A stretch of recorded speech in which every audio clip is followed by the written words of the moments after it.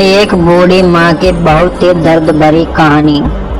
3 साल हो चुके थे बेटे को अपना घर छोड़कर विदेश में बसे हुए। इन 3 सालों में बूढ़ी माँ और ज्यादा बूढ़ी हो गई थी। 75 वर्ष की उम्र में सुलोचना देवी की याददाश्त काफी कमजोर होती जा रही थी। इन्होंने रोजमर्रा की चीजें याद ना रहती, लेकिन जो उन्हें याद रहता था वह था उनका बेटा। दिन हो या रात, एक ही पल भी ऐसा न होता जब उन्हें अपने बेटे की याद न आती। दूसरी तरफ बेटा था जो साल भर में एक आध बार अपने माँ को फोन कर लिया करता और 1-2 मिनट से ज़्यादा बातें भी नहीं किया करता। फिर भी यही बूढ़ी माँ टकटकी लगाए अपने बेटे का इंतजार करती रहती थी। और एक दिन बेटे का विदेश से फोन आया। हेलो, सुन रही हो ना माँ? अनिल बोल रहा हूँ। अब तुम्हारा बेटा कैसी हो माँ? मैं ठीक हूँ बेटा, तुम बहू और मेरा पोता कैसा है? माँ ने पूछा। सब अच्छे से हैं माँ, मैं अगले हफ्ते गांव आ रहा हूँ माँ तुम्हें लेने। अब हम सब साथ में ही लंदन में रहेंगे माँ। तुम्हारी बहू कह रही थी माँ को यहाँ पर लेकर आओ, बेचारी अकेली वहाँ परेशान होती होगी। बेटे ने कहा। माँ की बूढ़ी सूखी आंखें आंसुओं से भीग गई। उसके कमजोर शरीर में नस नस में खुशी की लहर दौड़ गई। बेटे और बहू का अपने प्रति प्रेम देखकर माँ का मन खुशी से भर आया। बेटे ने आगे कहा। माँ तैयार रहना माँ, मुझे ज़्यादा दिन छुट्टी नहीं है। जिससे जितने पैसे लेने हैं लेकर रखना, तब तक मैं प्रॉपर्टी डीलर से बात कर लेता हूँ घर के लिए। और ऐसा कहते ही उसने वो फ़ोन काट दिया। कुछ दिनों बाद ऐसा हुआ, घर के लिए माँ ने पूछा। हाँ माँ, गांव का घर हमें बेच देना पड़ेगा। अब हम साथ में ही रहने वाले हैं तो वहाँ पर घर रखने का कोई मतलब नहीं है माँ। बेटे ने कहा। बुढ़ापे की वजह से ठीक से चलने में असक्षम माँ ने पूरे मोहल्ले में घूम कर अपने इस खुशखबरी को सबको सुनाया। सभी को खुशी हुई। सबको लगा माँ जी के आखिरी दिन अपने परिवार के साथ खुशी से बीत जाएंगे। घर वापस आकर माँ ने अपने घर के कोने कोने को ऐसे देखा जैसे वह अपने दूसरे बेटे को देख रही हो। देखे भी क्यों ना, उस घर को अपने बेटे से कम थोड़ी समझा था। अपने पति के साथ 40 साल यही तो बिताए थे, लेकिन अब मजबूर थी। बुढ़ापे के आखिरी साल बेटे और बहू के साथ बिताना चाहती थी।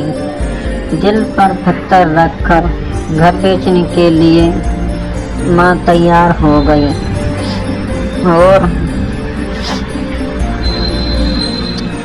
और आनंद में बेटे ने घर को आधे दामों पर बेच दिया। माँ ने ज़्यादा नहीं, लेकिन जिन जिन चीज़ों से दिल लगाया था उन चीज़ों को समेटा और बेटे के साथ टैक्सी में बैठकर एयरपोर्ट के लिए चली गई। एयरपोर्ट पर जाकर बेटे ने माँ से कहा। माँ तुम यहाँ बेंच पर बैठो, मैं सामान और बोर्डिंग पास की जाँच करा कर आता हूँ। वहाँ वक्त लगता है और खड़ा रहना पड़ता है, तुम्हें तकलीफ होगी, तुम यहीं आराम करो। मैं यूँ गया और यूँ आया। माँ बेंच पर बैठ गई और बेटा अंदर चला गया। काफ़ी समय हो गया, बेटा वापस नहीं लौटा। माँ सोचने लगी ज़्यादा भीड़ होगी इसलिए देर लग रही होगी। अंधेरा होने को आया। अब तो लोगों की हलचल भी काफ़ी कम होने लगी। माँ को अब चिंता होने लगी। एक कर्मचारी ने आकर पूछा। किससे मिलना है माँ जी?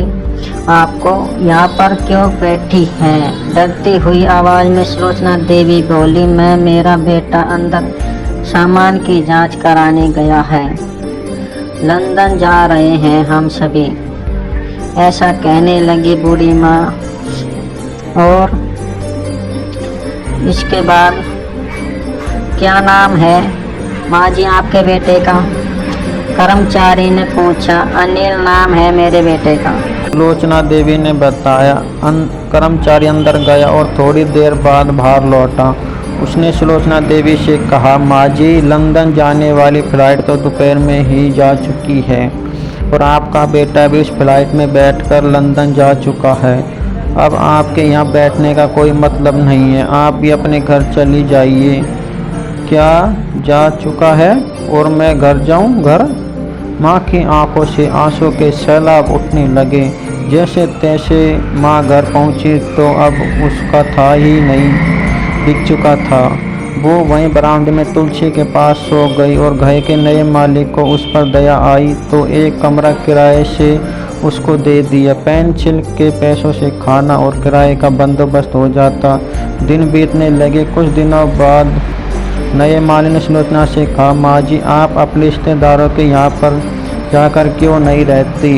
इस उम्र में आपके लिए वही अच्छा होगा। ऐसा मकान मालिक ने उन्हें समझाया, परंतु वह बूढ़ी माँ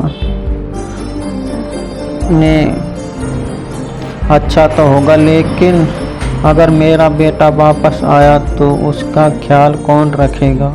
मेरा बेटा बहुत भोला है, उसे अपना ख्याल रखना बिल्कुल नहीं आता। मैं कहीं नहीं जाऊंगी, क्या पता अब कब उसे मेरी ज़रूरत पड़ जाए। माँ ने कहा, दोस्तों, सच बता रहा हूँ, माँ की ऐसी बातें सुनकर मेरी आंखों में आंसू आ गए। किसी ने सच ही कहा है, पूत कपूत हो सकता है, लेकिन माता कभी को माता नहीं होती। दोस्तों, आप सभी से हाथ जोड़कर विनती करता हूँ, अपने माता पिता की जितनी हो सके सेवा करना, उनके साथ कभी बुरा बर्ताव मत करना। यदि आपको ये कहानी बढ़िया लगे तो इसे शेयर, कमेंट और सब्सक्राइब भी अवश्य करना और अपनी माता पिता की सेवा करना।